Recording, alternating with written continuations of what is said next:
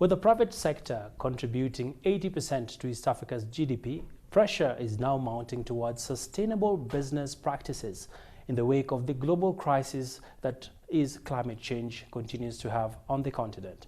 CNBC Africa spoke to conservationist Chris Diaz to get a deeper sense of how can corporations embrace ESG frameworks to ensure business survival for low-income countries. I'm very excited to say that the UN has been pushing a very strong agenda across the private sector and across the corporates and also the governments across the world globally to ensure that we all corporates have very good ESG and sustainability strategy.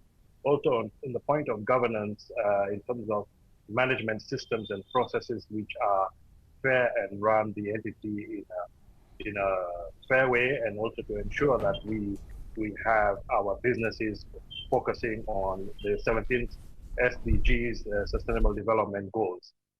What I can say right now is that the ecosystem in East Africa, most of the corporates today are working together as a private sector to contribute to reduce emissions, increase forest cover.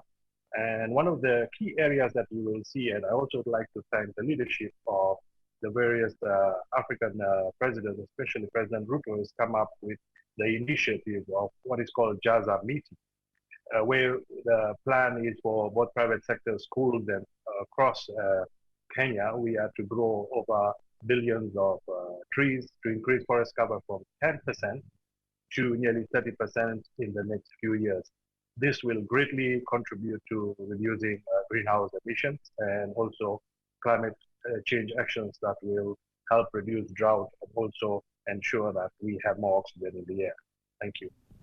And Chris, how are companies in the region working towards achieving net zero in the face of corporates operating in a very toxic environment? We look at net zero, where we have to reduce both governments and private sector corporates very clear on targets. These are very tough targets between 2030 and 2050. We are to reduce greenhouse emissions, but the biggest actions and success for the corporates across the world and globally is to ensure that we have best practice and ensure that we increase more oxygen. We take actions to increase more renewable energy like electrical cars, reduce fossil fuels, ensure that we increase employment and make sure governance and sustainability best practices are to be followed. This question is of course tied to the bigger conversation around money. Conservation doesn't come cheap, Chris. Both you and I do know that. And how can, how can corporations diversify in terms of executing their mandate in society, at the same time having a sustainability reporting standard towards having more and more companies champion the conservation agenda?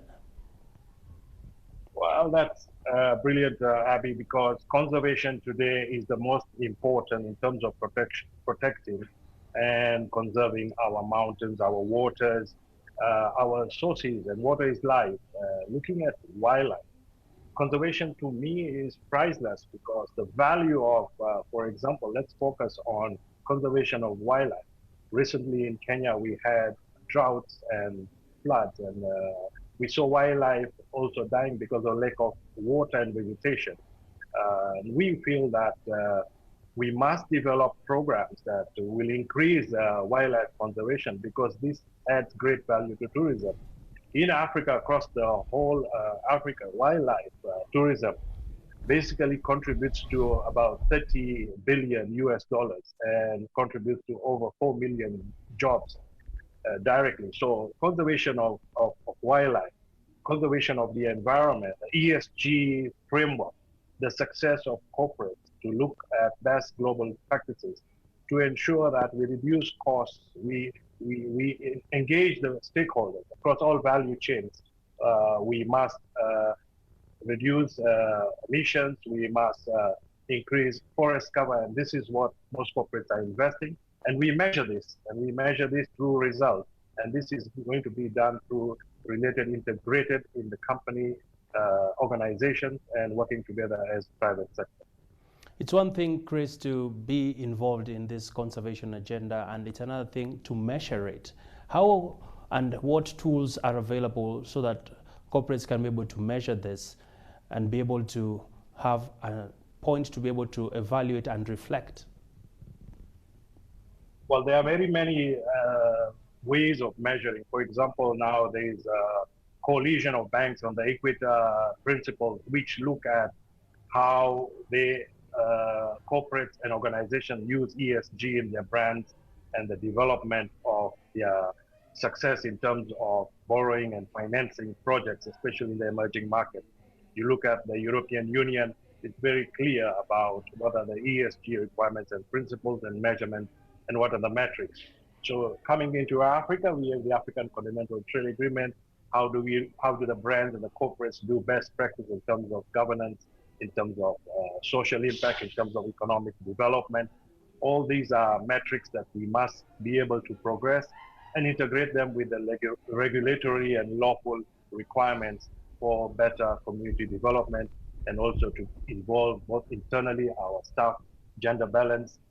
We look at growing more trees and engaging our partnerships. So building partnerships is a measurement of success for corporates, and also to be a member also of UN Global Compact. Bitco Africa is a member of UN Global Compact, and we have to engage and deliver on building resilience for the future to ensure success, not only for us, but for our stakeholders and mostly our consumers. And in closing, Chris, what has been the impact of ESG frameworks, and is there room perhaps to scale and expand the scope when you look at where Africa is, and to be precise, East Africa? Well, that's a fantastic question, because with the ESG frameworks, and now we are widening and replicating it to global best practice.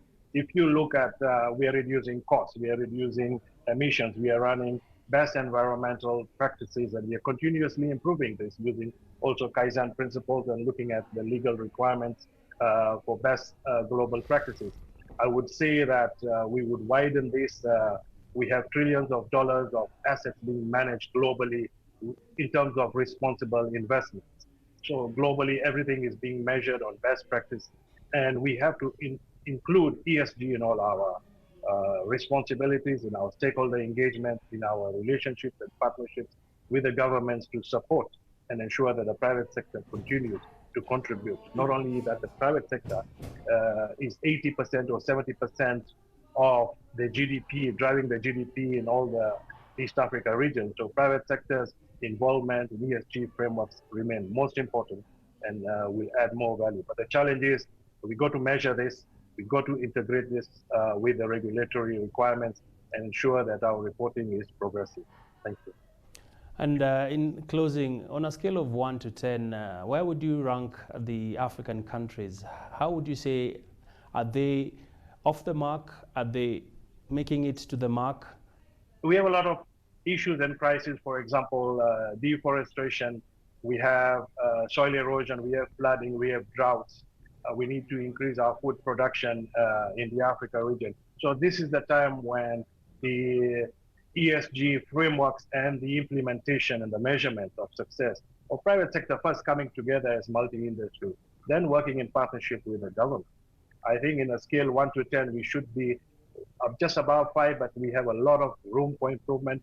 And I think we have to be working closely with the UN, ensuring that the 17 sustainable global goals are continuously addressed and worked on aggressively, so that we can measure progressively, see the metrics, how the private sector and the corporates are contributing to their stakeholders, and more so building their brands and engaging with their consumers, who are also rating us and able to identify with the corporates and the brands that are doing the ESG implementation programs.